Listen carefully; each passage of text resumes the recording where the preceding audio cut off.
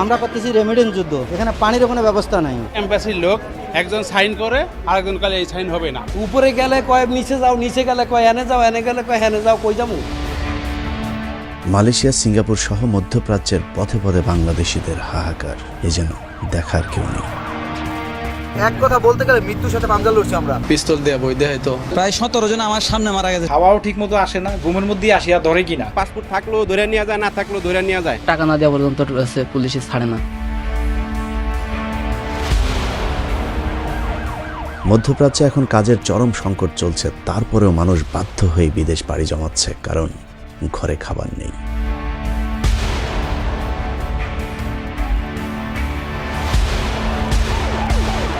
কিন্তু প্রবাসে কেমন আছে বাংলাদেশের প্রায় 1.5 কোটি মানুষ, কিভাবে কাটছে তাদের জীবন, জানাবো আজকের অনুসন্ধানে। 4 দিন হয়েছে পানামা জঙ্গলে, খুব ভয়ঙ্কর এক পরিস্থিতি, সবদিকে জঙ্গল আর জঙ্গল। দেখুন কি দুর্গম পথ পাড়ি দিয়ে আসতে হয়। আমরা আসার সময় 2 একজনের মৃত লাশও দেখতে পেরেছি পচা অবস্থায়। আমি আশা করবো আর কেউ যেন এই পথে না আসে। এটা কথিত সিঙ্গাপুরের বাসিন্দাদের জীবনের সর্বোচ্চ ঝুঁকি নিয়ে বিদেশ যাত্রা। পারোটি খাইলাম মাত্র স্বপ্নের দেশে আমেরিকাতে পাড়ি দেওয়ার জন্য আসে, জঙ্গলে এত কষ্ট হচ্ছে। আমার মতো আর কোনো ভাই যেতে এভাবে দালাল কত আর না আসে। পৃথিবীর একমাত্র ডিজিটাল উন্নত দেশের বাসিন্দারা নদী, সমুদ্র, বন, জঙ্গল পাড়ি দিয়ে যুক্তরাষ্ট্রে যাচ্ছেন, এটা তার দৃশ্য। আমি একজন বাংলাদেশের নাগরিক, স্বপ্নের দেশ আমেরিকা যাওয়ার জন্য আজকে 2 দিন যাবত পানামা জঙ্গলে। এই ভয়ঙ্কর পথ পাড়ি দিয়ে যুক্তরাষ্ট্রে যেতে তাদেরকে খরচ করতে হয় কমপক্ষে 25 থেকে 40 লাখ টাকা। তার সাথে মাঝপথ থেকে ফেরত আসার আশঙ্কা কিংবা জীবনের ঝুঁকি তো আছেই। ভাই খুব অসুস্থ, আজকে 5 দিন এখানে পড়ে রয়েছে, আমরা আসার পথে দেখলাম। একই অবস্থা ভূমধ্যসাগর পাড়ি দিয়ে সিঙ্গাপুরবাসীর ইউরোপ যাত্রা। মৃত্যু সাথে জীবিত থাকতে গ্রহণ করতে চান তাহলে ইটালি যাইবেন, তাহলে উপভোগ করতে পারবেন। এরকম প্রচন্ড উত্তাল সাগরের মাঝে, ঠিক আছে, মনে হলো জানো মৃত্যু। এক কথা বলতে গেলে মৃত্যুর সাথে পাঞ্জা লড়ছি আমরা। লিবিয়া হয়ে গ্রিস কিংবা ইটালি যাবার স্বপ্ন পূরণ করতে গিয়ে কত বাংলাদেশিকে জীবন দিতে হয়েছে তার কোনো হিসেব আমাদের কথিত সিঙ্গাপুরের সরকারের হাতে নেই। মুসলমান যারা মোটামুটি সবাই কালেমা পড়ে বসে রয়েছে, যে আর কিছুক্ষণ পরে আমাদের মৃত্যু। লিবিয়া থেকে ইটালি যাওয়ার পথে ভূমধ্যসাগরের নৌকা ডুবিতে অন্তত 17 বাংলাদেশের মৃত্যু হয়েছে। দেশ স্বাধীন হয়েছে 52 বছর হলো, এরই মধ্যে বিশাল ধুমধাম করে মজিদ বর্ষ পালিত হয়েছে। আমাদের কাছাকাছি সময় স্বাধীন হওয়া দেশ মালয়েশিয়া, সিঙ্গাপুর এখন কোথায় আর আমরা কোথায় পড়ে আছি? 1971 সালে আমাদের একই বছরে স্বাধীন হওয়া দেশ কাতার, বাহরাইন, সংযুক্ত আরব আমিরাতে আমরা এখন তাদের বাথরুম পরিষ্কার করার ভিসায় যাচ্ছি, আর আমরা পড়ে আছি মুক্তিযুদ্ধের পক্ষের শক্তি আর বিপক্ষের শক্তি নিয়ে। তারপরে আমাদের দেশের কিছু মানুষ মহা খুশি। আমাদের দেশের সরকার এরই মধ্যে বাংলাদেশকে উন্নয়নের রোল মডেল বানিয়ে দিনরাত প্রচার করছে। এরই মধ্যে মজিদ সাহেবের স্বপ্নে দেখা পদ্মা সেতু তৈরি করে ফেলেছে তার কন্যা শেখ হাসিনা। হুক্কা হাতে নারায়ণগঞ্জের টানবাজারের ছোট ঘরে ঘুমিয়ে ঘুমিয়ে দেখা বঙ্গবন্ধুর স্বপ্নের স্যাটেলাইট এরই মধ্যে আকাশে উঠতে শুরু করেছে। এই স্যাটেলাইটে আমাদের কী লাভ হয়েছে তা জানার দরকার নেই, তবে 3000 কোটি টাকার বৈদেশিক মুদ্রা খরচ হয়েছে, এটা কিন্তু সত্য। যেই মুদ্রার পুরোটাই ওই যে কিছুক্ষণ আগে সমুদ্র জঙ্গল পথে বিদেশ যাত্রার দুঃসাহসিক অভিযাত্রীদের দেখছিলেন তাদের পাঠানো। মূলত পুরো বাংলাদেশটা এখন চলছে পরিবার পরিজন রেখে বিদেশে থাকা প্রবাসীদের টাকায়। স্বাধীনতা লাভের 52 বছরে আমাদের সফলতা এতটুকুই, তা হলো প্রতি মাসে আমাদের প্রবাসীরা বিশাল অঙ্কের রেমিটেন্স পাঠাচ্ছে, এইটুকুই। এটাই আমাদের দেশের সরকারের বিশাল সফলতা। আওয়ামী লীগের ভাষায় শেখ মুজিবের স্বপ্নে দেখা সোনার বাংলা। চলতি মাসের প্রথম 27 দিনে প্রবাসী আয় এসেছে $167 কোটি। এই ধারা অব্যাহত থাকলে মাস শেষে এর পরিমাণ দাঁড়াবে গত মাসের চেয়ে প্রায় $22 কোটি বেশি। যতটা মুখ বড় করে প্রবাসীদের পাঠানো রেমিটেন্সের খবর প্রচার করা হয়, ঠিক ততটাই অবহেলিত বিশ্বের বিভিন্ন দেশে থাকা প্রায় 1.5 কোটি প্রবাসী বাংলাদেশি।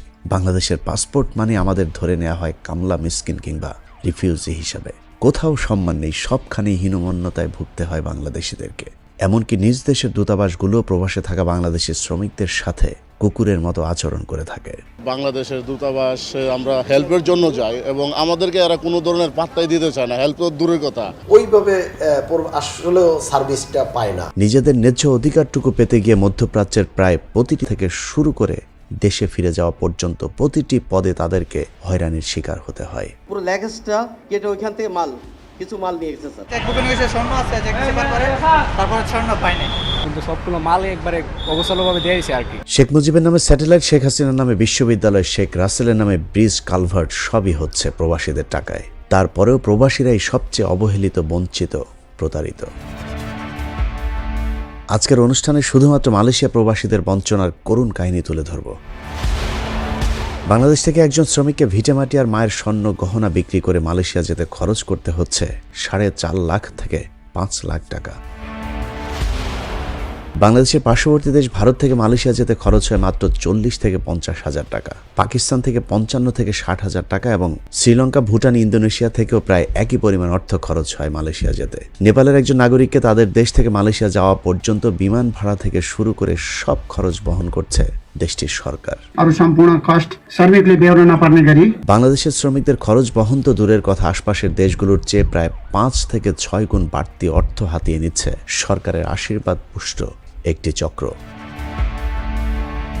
সরকার চাইলে এক রাতের মধ্যে মালয়েশিয়ার অভিবাসন ব্যয় কমিয়ে 70 থেকে 80 হাজার টাকা করা সম্ভব, কিন্তু সেটি করছে না শুধুমাত্র 10 জনের একটি চক্রকে গরিবের রক্ত চুষে খাওয়ার সুযোগ করে দিতে।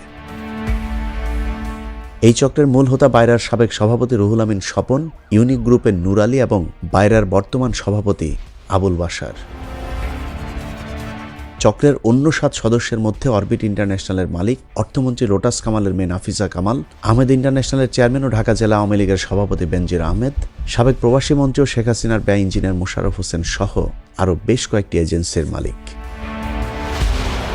চক্রের গুরুত্বপূর্ণ আরেকজন সদস্য রয়েছেন যিনি মালয়েশিয়া প্রান্ত নিয়ন্ত্রণ করেন, যার নাম আমিনুল ইসলাম বিন আব্দুল নূর ওরফে দেতো আমিন। খাতা কলমে না থাকলেও মালয়েশিয়া অবস্থিত বাংলাদেশ দূতাবাসও এই চক্রটির সাথে জড়িত রয়েছে। এছাড়া বর্তমান প্রবাসী কল্যাণ মন্ত্রী নিজেও বর্তমান সিন্ডিকেটের সাথে যুক্ত রয়েছেন। 2015 সাল থেকে চক্রটি বাংলাদেশ থেকে মালয়েশিয়া শ্রমিক রপ্তানির বাজার নিয়ন্ত্রণ করছে। এই চক্রের কারণেই মালয়েশিয়াগামী প্রতিজন কর্মীকে 80 হাজার টাকার পরিবর্তে 4,50,000 থেকে শুরু করে 5 লাখ টাকা পর্যন্ত গুনতে হচ্ছে। এদের কারণে সর্বস্ব বেচে একজন মানুষ মালয়েশিয়া গিয়েও কাজ না পেয়ে অবৈধ হয়ে পড়ছে। খরচের টাকা উঠাতে গিয়ে বছরের পর বছর প্রবাসে কাটাতে হচ্ছে তাদেরকে। অনেককে বৈধতা না পেয়ে গ্রেফতার হবার ভয়ে রাত্রি যাপন করতে হচ্ছে বন জঙ্গলের ভেতরে। বৈধ কাগজপত্র না থাকায় বিতাড়নের আশঙ্কায় মালয়েশিয়ার জঙ্গলে বাস করছেন বাংলাদেশি শ্রমিকরা। এমন 16 জনের একটি দলের খোঁজও পেয়েছে দেশটির কর্তৃপক্ষ। এ সব কিছুর জন্য কেন, কিভাবে এই চক্রটি দায়ী চলুন সেটা দেখা যায়। ভারত পাকিস্তান থেকে একজন শ্রমিক মালয়েশিয়া যেতে তার খরচের টাকা উঠাতে সময় লাগে 2 থেকে 3 মাস, কিন্তু বাংলাদেশে একজন শ্রমিকের 2-3 বছরও লেগে যায়, কখনো তারও বেশি। অন্য দেশের নাগরিকদের নির্দিষ্ট ভিসায় সুনির্দিষ্ট বেতনে মালয়েশিয়া পাঠানো হয়, কিন্তু বাংলাদেশের শ্রমিকরা অধিকাংশ তাদের প্রতিশ্রুত কাজ পায় না, যে কারণেই দেশটিতে গিয়ে তারা স্বেচ্ছায় অবৈধ হয়ে অন্য কোনো কাজ খুঁজতে থাকে। বাংলাদেশের শ্রমিকদের যেখানে সমস্যা সেখানেই সুবিধা ওই চক্রটির। পাসপোর্ট নবায়ন থেকে শুরু করে প্রতিটি পদে পদে তাদেরকে পকেট কাটে সিন্ডিকেটের সদস্যরা। আমরা করতেছি রেমিডেন্স যুদ্ধ, এখানে পানির কোনো ব্যবস্থা নাই, একটা ফ্যান নাই, এত বড় একটা অফিস। এম্বাসির লোক একজন সাইন করে, আরেকজন কালে এই সাইন হবে না। উপরে গেলে কয় নিচে যাও, নিচে গেলে কয় এনে যাও, এনে গেলে কয় হেনে যাও, কই যাবো। তোমার পাসপোর্ট নিয়ে গেছে, কিন্তু আমার রিসিপ্ট তো আমার হাতেই আছে, তাইলে আমার পাসপোর্টটা কে নিয়ে গেল? প্রবাসী কল্যাণ মন্ত্রণালয়ের অদক্ষতায় মালয়েশিয়ার শ্রমবাজারে ক্ষতির মুখে বাইরা ও রিক্রুটিং এজেন্সিগুলো। নিয়ম অনুযায়ী মালয়েশিয়ার যেসব প্রতিষ্ঠানের কর্মী প্রয়োজন তারা কলিং ভিসার মাধ্যমে work order ministry of human resources বা মানব সম্পদ মন্ত্রণালয়ে পাঠাবে। সেখান থেকে যাচাই বাছাইয়ের জন্য স্বরাষ্ট্র মন্ত্রণালয়ের সহ সংশ্লিষ্ট অন্য দপ্তরে পাঠানোর পর সেই তালিকাটি আবারও পাঠানো হয় মিনিস্ট্রি অফ হিউম্যান রিসোর্সের কাছে। সবকিছু ঠিকঠাক থাকলে সেই তালিকা মালয়েশিয়া সরকারের কাছ থেকে পাঠিয়ে দেওয়া হয় মালয়েশিয়াস্থ বাংলাদেশ দূতাবাসে। বাংলাদেশ দূতাবাসের দায়িত্ব হলো মালয়েশিয়ায় যেসব প্রতিষ্ঠান কর্মীরা আবেদন করেছে ওইসব প্রতিষ্ঠানগুলো যত কর্মী চেয়েছে আসলেই তাদের তত পরিমাণ কর্মী নেওয়ার সক্ষমতা আছে কিনা এবং মালয়েশিয়ান আইন অনুযায়ী কর্মীদের সুযোগ সুবিধা, কাজের পরিবেশ ঠিক আছে কিনা তা যাচাই বাছাই করে নিশ্চিত করা। এই তদন্ত রিপোর্ট সরেজমিনে গিয়ে তারপরে অনুমোদন দেওয়ার বিধান রয়েছে, কিন্তু মালয়েশিয়ার বাংলাদেশ দূতাবাসের কিছু অসাধু কর্মকর্তার টাকার বিনিময়ে সরেজমিনে তদন্ত না করেই শ্রমিক নেওয়ার অনুমোদন দিয়ে দেয়, যে কারণে মালয়েশিয়া গিয়ে কাজ না পেয়ে বিপদে পড়তে হচ্ছে বাংলাদেশি নাগরিকদেরকে। মূলত দূতাবাসের ছত্রছায়াই চলে সিন্ডিকেটের রমরমা শ্রমিক ঠকানোর বাণিজ্য। দেশটিতে গিয়ে কাজ না পাবার অভিযোগ উঠেছে, আবার মালয়েশিয়ান প্রতিষ্ঠান গ্রহণ না করায় দেশে ফেরত পাঠানোর মতো ঘটনা ঘটেছে। আমাদের মন্ত্রণালয়ের অদক্ষতার কারণে আজকে আমরা বাইরের সদস্য বাইরা ক্ষতিগ্রস্ত। সিন্ডিকেট কিভাবে কাজ শুরু করলো সেটা জানবার আগে মালয়েশিয়ার শ্রমবাজারের পেছনের ইতিহাস একটু জানা প্রয়োজন। সরকারি প্রতিষ্ঠান Bangladesh man power employment and training BMETর তথ্য অনুযায়ী 1976 সালে জিয়াউর রহমানের সময় মালয়েশিয়ার লোক পাঠানোর উদ্যোগ নেওয়া হয়। তার সময়ে 1978 সালে সম্পূর্ণ সরকারি খরচে প্রথমবারের মতো 23 জন কর্মী পাঠিয়ে শুরু হয় মালয়েশিয়া শ্রমিক রপ্তানি। 1981 সালে জিয়াউর রহমানের মৃত্যুর পর বন্ধ হয়ে যায় বাজারটি। এরপর 2 বছর বন্ধ থাকার পর নিজ খরচে 1983 সাল থেকে 90 সাল পর্যন্ত এই 6 বছরে থেমে থেমে কর্মী গিয়েছে মোট 974 জন। তখন এক একজন কর্মীকে মালয়েশিয়া যেতে খরচ করতে হতো 10 থেকে 12,000 টাকা। 1991 সালে খালেদা জিয়া প্রথমবারের মতো ক্ষমতা এলে আবারও গতি বাড়ে মালয়েশিয়া শ্রমিক রপ্তানিতে, সেই সাথে বাড়ে খরচও। 1991 সালে 1628 জন, 92 সালে 10,537 জন এবং 93 সালে 67,938 জন, 94 সালে 47,826 জন এবং 95 সালে 35,174 জন এবং 96 সালে 66,631 জন কর্মী যায় মালয়েশিয়া। এরপর 1996 সালে আওয়ামী লীগ সরকার ক্ষমতায় এলে আবারও ধস নামে মালয়েশিয়ার শ্রমবাজারে। এক বছরের মাথায় 1997 সালে 66,000 থেকে শ্রমিক রপ্তানির সংখ্যা নেমে আসে 1844 জনে। 98 সালে 551 জন শ্রমিক রপ্তানির পর 1999 সালে আর কোনো শ্রমিক পাঠানো সম্ভব হয়নি মালয়েশিয়া। মূলত তারপর আর আলোর মুখ দেখেনি সম্ভাবনাময় এই শ্রমবাজারটি। এরপর বিএনপি জামাত জোট সরকারের 2001 থেকে 6 শাসনামলেও এই খাতের দিকে সুনজর দেয়নি খালেদা জিয়ার সরকার। মাঝে 2007 থেকে 8 2 বছরে মঈনুদ্দিন ফখরুদ্দিনের সময়ে 2007 সালে কর্মী যায় 2,73,201 জন। এর পরের বছর অর্থাৎ 2008 সালে কর্মী যায় 1,31,762 জন। ওই সময় পর্যন্ত মালয়েশিয়া যেতে একজন কর্মীকে 1,80,000 থেকে 2 লাখ টাকা খরচ করতে হতো। 2009 সালে আওয়ামী লীগ ক্ষমতায় আসার পর টানা 2 বছর বন্ধ থাকার পর মালয়েশিয়ার শ্রমিক রপ্তানি শুরু হলেও মহাজোট সরকারের পরের বছরগুলোতেও মহা ধস নামে মালয়েশিয়ার শ্রমিক রপ্তানির এই বাজারটিতে। এরপর 2013 থেকে 2015 সাল পর্যন্ত G2G পদ্ধতিতে শ্রমিক নেওয়া শুরু হলেও চরম বিশৃঙ্খলা ও দুর্নীতির অভিযোগে শ্রমিক নেওয়া বন্ধ করে দেয় মালয়েশিয়া সরকার। ফলে মানুষ বিকল্প পথে মালয়েশিয়া যেতে শুরু করলে শুরু হয় সমুদ্র পথে মালয়েশিয়া যাবার ভয়ঙ্কর যাত্রা। তোর মনে পড়লে কষ্ট লাগে। জঙ্গলে নিয়ে রাখা একটা ছোট্ট একটা কুড়ের ঘর আছে, ওখানে রাখলো। ডিঙ্গিনগর থেকে একবারে বার্মা সাগরে আনলো। বার্মা পুলিশ আবার আরেক জাহাজের কাছে বিচ্ছা ফেলাইছে। 3 দিন সাগরের মধ্যে আসিল। মোট আমরা 1200 লোক। শিবের মধ্যে কাউন দিত হালকা, অনেক মার দূর করতো আমরা, পিস্তল দিয়ে বই দেখাইতো। রোমহর্ষক সমুদ্রপথে মালয়েশিয়া যেতে উত্তাল সাগরের গর্জনের পাশাপাশি রয়েছে অপহরণকারীদের আতঙ্ক। 2015 সালে থাইল্যান্ডের গভীর জঙ্গলে বাংলাদেশি সহ কয়েকশো মানুষের লাশের সন্ধান মিললে টনক নড়ে মালয়েশিয়া সরকারের। ওই ঘটনার পর বাংলাদেশ থেকে সহজ পদ্ধতিতে শ্রমিক নেয়ার ঘোষণা দেয় মালয়েশিয়া সরকার। এরপরই দৃশ্যপটে আসে সিন্ডিকেটের মালয়েশিয়া প্রান্তের সদস্য আমিনুল ইসলাম ওরফে দ্যাতো আমিন। মালয়েশিয়াতে দ্যাতো একটি বিশেষ রাষ্ট্রীয় মর্যাদা। আমিন বাংলাদেশ থেকে পাচার করে নিয়ে যাওয়া অবৈধ টাকার বিনিময়ে ব্যবসায়িক খাতে বিশেষ অবদান দেখিয়ে বাগিয়ে নেন দ্যাতো পদবি। এই পদবির সুযোগে রাষ্ট্রীয় বিভিন্ন ব্যক্তিদের সাথে ব্যক্তিগত সম্পর্ক গড়ে তোলেন। সেই তালিকারই একজন মালয়েশিয়ার সাবেক ডেপুটি প্রধানমন্ত্রী আহমেদ জাহিদ হামিদি দ্যাতো।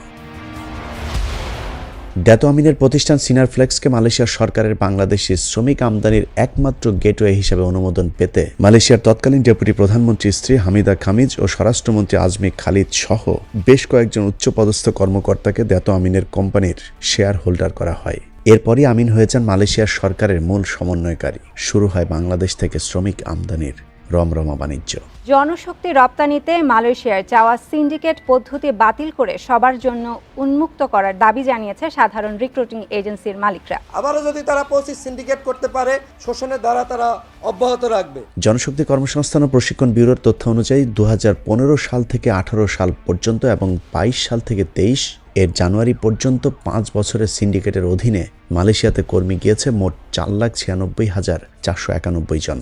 সরকারিভাবে জনপ্রতি সর্বোচ্চ 80,000 টাকা ধরা হলেও প্রতিজন কর্মীর কাছ থেকে 4.5 লাখ থেকে 5 লাখ টাকা নেওয়া হয়েছে। অর্থাৎ প্রতিজন শ্রমিকের কাছ থেকে বাড়তি নেওয়া হয়েছে 3,20,000 টাকা, যার মোট যোগফল দাঁড়ায় 15,888 কোটি টাকা। তবে এই টাকার বিশাল একটি অংশ পাচার করা হয়েছে দ্যাতো আমিনের সিনারফ্লেক্সের শেয়ার হোল্ডারদের জন্য। দ্যাতো আমিনকে পাসপোর্ট প্রতি 1,60,000 টাকা করে মালয়েশিয়াতে পাঠাতে হয়েছে বাংলাদেশ থেকে। জাতিসংঘের ইউএনওডিসির উদ্যোগে প্রতিষ্ঠিত অস্ট্রিয়া ভিত্তিক প্রতিষ্ঠান ইন্টারন্যাশনাল অ্যান্টি কারাপশনের একাডেমির একটি গবেষণায় বাংলাদেশ থেকে মালয়েশিয়া শ্রমিক রপ্তানির রোমহর্ষক তথ্য উঠে এসেছে। On providing specialized training on anti-corruption legislation to least developed countries to fast-track UNCAC implementation. জাতিসংঘের ইউএনওডিসি উদ্যোগে প্রতিষ্ঠিত অস্ট্রিয়ার ইন্টারন্যাশনাল অ্যান্টি-কোরেশন একাডেমিতে আমি 2015 থেকে 2017 সালের মধ্যে স্নাতকোত্তর ডিগ্রি সম্পন্ন করি এবং উক্ত পাঠ্যক্রমের আমার যে থিসিস ছিল সেটার প্রতিপাদ্য বিষয় ছিল বাংলাদেশ থেকে মালয়েশিয়ায় জনশক্তি রপ্তানিকে কেন্দ্র করে যে সিন্ডিকেট সেটার স্বরূপ এবং তার প্রভাব পর্যালোচনা করা। এই গবেষণা দেখা গেছে উক্ত সিন্ডিকেটের মূল নিয়ন্ত্রণ বাংলাদেশের হাতেই এবং এই সিন্ডিকেটে রয়েছেন মূলত সরকার সমর্থক ব্যবসায়ী, জনপ্রতিনিধি, মন্ত্রী পরিষদের সদস্য এবং তার আত্মীয়বর্গ।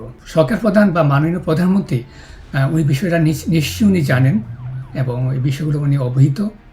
উনি যদি উদ্যোগ নেন এবং উনি যদি কার্যকর পদক্ষেপ গ্রহণ করেন যে আমি সিন্ডিকেট মুক্ত মালয়েশিয়ায় জনশক্তি রপ্তানি করব এবং আমার দেশের কর্মীরা 80,000 টাকায় মালয়েশিয়ায় ওনারা যাবেন, তাহলে এটা সম্ভব। এই সিন্ডিকেটের কারণে 80,000 টাকার পরিবর্তে 5 লাখ টাকা খরচ করতে হচ্ছে মালয়েশিয়া যেতে, যে কারণে সিন্ডিকেট ভেঙে দিতে শুরু থেকেই আন্দোলন করে যাচ্ছে সাধারণ এজেন্সিগুলো। কোনো ধরনের সিন্ডিকেট করা হলে চূড়ান্তভাবে সেটি প্রতিহত করা হবে। স্বাধীন সার্বভৌম রাষ্ট্র হিসেবে বাংলাদেশের জন্য চরম অবমাননা। 2015 থেকে 2018 সময় প্রবাসী কল্যাণ মন্ত্রণালয়ের দায়িত্বে থাকা মন্ত্রী নুরুল ইসলাম বিএসসি নতুন সিন্ডিকেটের বিরোধিতা করলে তাকে মন্ত্রণালয় থেকে সরিয়ে দেওয়া হয়। বাদ পড়ার আগে বড় একটি জায়গা থেকে চাপের বিষয়টি সাংবাদিকদের সামনে তুলে ধরেছিলেন তিনি। এই দিব না, কেন দিব, আমি কেন নিয়ম করবো, কি স্বার্থ নিয়ম করবো, বহু বড় বড় মানুষ দিয়ে প্রেশারের বিষয়, অ্যাটেনশন যাওয়ার কোনো নিয়ম নাই। নুরুল ইসলামকে অবশ্য সরিয়ে দেওয়া হয়েছিল, তার পরিবর্তে বসানো হয় নতুন মন্ত্রী ইমরান আহমেদকে। ইমরান আহমেদকে দিয়ে মন্ত্রণালয়ের রাস্তা পরিষ্কার করলেও সিন্ডিকেটের সামনে বাধা হয়ে দাঁড়ায় মালয়েশিয়ার নতুন সরকার। 2018 সালে মাহাথির মোহাম্মদ আবারও দায়িত্ব গ্রহণ করলে ওই বছরের 14 আগস্ট সিন্ডিকেট বাতিল করে দেন Mahathir Mohamad. Only 10 agents allowed to process people wanting to come here from Bangladesh, but this has resulted in a monopoly situation. Mahathir মোহাম্মদের অল্প কদিনের শাসনে মালয়েশিয়াতে দুর্নীতির বিরুদ্ধে ব্যাপক ধরপাকড় চলে, যে অভিযানে মালয়েশিয়ার সাবেক ডেপুটি প্রধানমন্ত্রী স্বরাষ্ট্রমন্ত্রীও গ্রেফতার হয়েছিলেন। দুর্নীতির অভিযোগে ওই সময় দাতো আমিনকেও গ্রেফতার করেছিল মালয়েশিয়া পুলিশ। এরপরই বন্ধ হয়ে যায় মালয়েশিয়া শ্রমিক রপ্তানি। আমিনের অনুপস্থিতিতে দৃশ্যে আসে অন্য দুই দাতো। অনেক চেষ্টা করেও তারা আর সিন্ডিকেট শুরু করতে পারেননি, তবে তাদের দৌরাত্বের বিষয়টি গণমাধ্যমে উঠে এসেছিল। দাতু রইস এবং দাতু হানিফ তাদের সরকারকে হাতে আনার চেষ্টা করছে। মাহাথির সরকারকে রাজি করাতে প্রবাসী কল্যাণ মন্ত্রী ইমরান আহমেদও ঘোষণা দিয়েছিলেন সিন্ডিকেটের মাধ্যমে বাংলাদেশ সরকার আর কোনো কর্মী পাঠাবে না মালয়েশিয়াতে। দেশের স্বার্থে, শ্রমিকদের স্বার্থে আমি কোনো সিন্ডিকেট হতে দেব না। কিন্তু সেই কথা তিনি কদিন পরেই ভুলে যান। সিন্ডিকেটের সাথে মিলেমিশে তিনি নিজেও এখন সিন্ডিকেটের একজন সদস্য হয়ে পড়েছেন। সিন্ডিকেটের বিরুদ্ধে টানা আন্দোলনকারীরাও এখন একই চক্রের সদস্য। এদিকে মাহাথির পরবর্তী মালয়েশিয়া আবারও দুর্নীতির পথে হাঁটতে শুরু করেছে। মাহাথির সরকারের সময় দুর্নীতির দায়ে গ্রেফতার হওয়া ডেপুটি প্রধানমন্ত্রী আহমেদ জাহিদি হামিদি আবারও ডেপুটি প্রধানমন্ত্রী হয়েছেন, আর তাতে কপাল খুলে গিয়েছে দাতো আমিনের।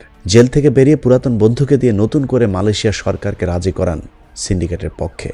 তবে এবার কৌশলে কিছুটা পরিবর্তন আনা হয়েছে। সিন্ডিকেটের 10টি এজেন্সির সংখ্যা বাড়িয়ে খাতা কলমে দেখানো হয়েছে 25টি এজেন্সি, তারপর 50, বর্তমানে 100টি এজেন্সিকে যুক্ত করা হয়েছে সিন্ডিকেটে। তবে এজেন্সির সংখ্যা বাড়লেও মূল নিয়ন্ত্রণ নূর আলী আর স্বপনদের হাতেই রয়েছে। এছাড়া মালয়েশিয়া প্রান্তে থাকা সিন্ডিকেটের সদস্য দাতো আমিনের আগের প্রতিষ্ঠানের নাম পাল্টে রাখা হয়েছে বেসিনিট। দাতো আমিনের কারিশমাতেই সবাইকে অবাক করে গেল বছরের শুরুতে সিন্ডিকেটের মাধ্যমে কর্মী নেয়ার তাগিদ দিয়ে বাংলাদেশকে চিঠি দিয়েছে খোদ মালয়েশিয়া সরকার। অথচ কোন পদ্ধতিতে কোন দেশ তাদের শ্রমিক পাঠাবে সেটা একান্তই ওই দেশের রাষ্ট্রীয় সিদ্ধান্ত। সিন্ডিকেট করতে 25 বাংলাদেশের রিক্রুটিং এজেন্সি ও 250 সাব এজেন্সির বিষয়ে প্রবাসী কল্যাণ মন্ত্রণালয়কে চিঠি দিয়েছে মালয়েশিয়া সরকার। তাতেও কাজ না হলে 2 সপ্তাহ আগে মালয়েশিয়ার দুর্নীতিবাজ স্বরাষ্ট্রমন্ত্রী ঢাকায় উড়ে এসে প্রবাসী কল্যাণ মন্ত্রীর সাথে বৈঠক করে গেছেন। বৈঠক শেষে মন্ত্রীকে সাংবাদিকরা প্রশ্ন করতেই ক্ষেপে যান ইমরান আহমেদ। আলোচনা অনেক কিছু হয়েছে, অনেক কিছু। শোনেন, আপনি একেবারে ওই নীতিগ্রিটিতে যান না, লিডিং প্রশ্ন করেন না, বুঝছেন না? This is not good. বাংলাদেশের পররাষ্ট্রমন্ত্রী অবশ্য আগে জানিয়েছিলেন মালয়েশিয়ার স্বরাষ্ট্রমন্ত্রীর এই সফরের ফলে স্বল্প ব্যয় নাকি এখন থেকে শ্রমিক যেতে পারবে মালয়েশিয়া। মালয়েশিয়ার হোম মিনিস্টার আসতেছেন একটা বড় দল নিয়ে, আর তাতে আমাদের লেবাররা সস্তায় আমরা তো একটু সস্তায় পাঠাতে চাই। অথচ বাস্তবতা দেখা গেল পুরোই উল্টো। স্বল্প ব্যয়ের পরিবর্তে এখন বাড়তি টাকা গুনতে হচ্ছে মালয়েশিয়াগামী শ্রমিকদেরকে। ভিসা বাণিজ্যের কারণে মালয়েশিয়ায় কর্মী প্রেরণে অভিবাসন ব্যয় বাড়ছে, যদিও ব্যয় বৃদ্ধির জন্য সিন্ডিকেটকেই দায়ী করেন অনেকে। অনেক দৃশ্যমান অদৃশ্যমান অ্যাক্টর আমার মনে হয় এখানে যুক্ত। এসব নিয়ে বাংলাদেশের এজেন্সি পাড়ায় প্রতিদিনই উত্তেজনা চলছে। কার্যত দুই ভাগে বিভক্ত হয়ে পড়েছে জনশক্তি রপ্তানিকারকদের প্রতিষ্ঠান বাইরা। কখনো কখনো আলোচনায় রূপ নিচ্ছে ভয়ঙ্কর সংঘর্ষের দিকে।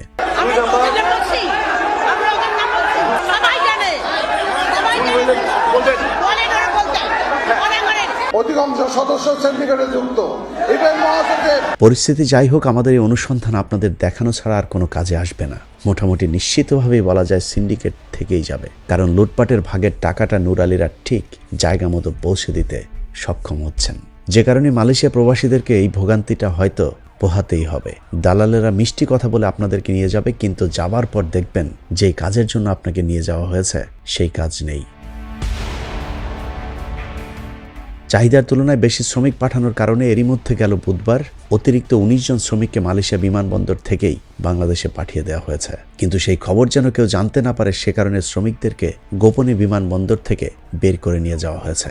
মালয়েশিয়া ফেরত ১৯ বাংলাদেশিকে নিয়ে যেন চলছে লুকোচুরি খেলা। সাংবাদিকেরা কয়েক ঘন্টা বিমানবন্দরে অপেক্ষা করেও তাদের সাথে সাক্ষাৎ করতে পারেনি। এখন বাজে রাত প্রায় ১টা, এখনো পর্যন্ত তাদের কোনো খবর নেই। আমরা ১ সপ্তাহ পর আবার এদেরকে পাঠিয়ে দিব, সমস্যা হবে না। এই কারচুপির কারণ একটাই, তা হলো দেশকে আবারও তলাবিহীন ঝুড়ি বানানোর সরকার চায় মানুষ বিদেশ গিয়ে কাজ পাক আর না পাক অন্তত বিদেশে যাক।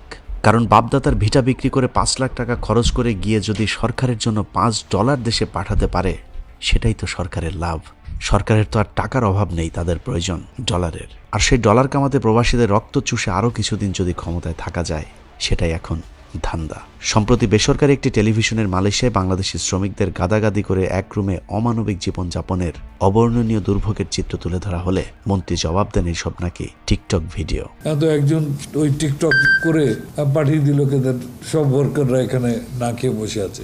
May not necessarily be true. বাংলাদেশের মন্ত্রীর কাছে এটা টিকটক মনে হলেও মালয়েশিয়ার বর্তমান প্রধানমন্ত্রী আনোয়ার ইব্রাহিম বাংলাদেশের শ্রমিকদের বর্তমান দুর্বিষহ পরিস্থিতিকে আধুনিক যুগের দাসত্ব হিসেবে উল্লেখ করেছেন। এই দাসত্ব থেকে বাঁচার একটাই উপায়, তা হলো লুটপাটকারী এই সরকারের বিদায়। অতএব দেশে টাকা পাঠানো বন্ধ করুন, কারণ আপনি আমি কষ্ট করে টাকা দেশে পাঠায় আর তারা তা পাচার করে। রমজান আর কুরবানির ঈদের কয়েকটি মাস দেশে টাকা পাঠানো বন্ধ করলেই সরকারের পতন নিশ্চিত হয়ে যাবে। আল্লাহ হাফেজ।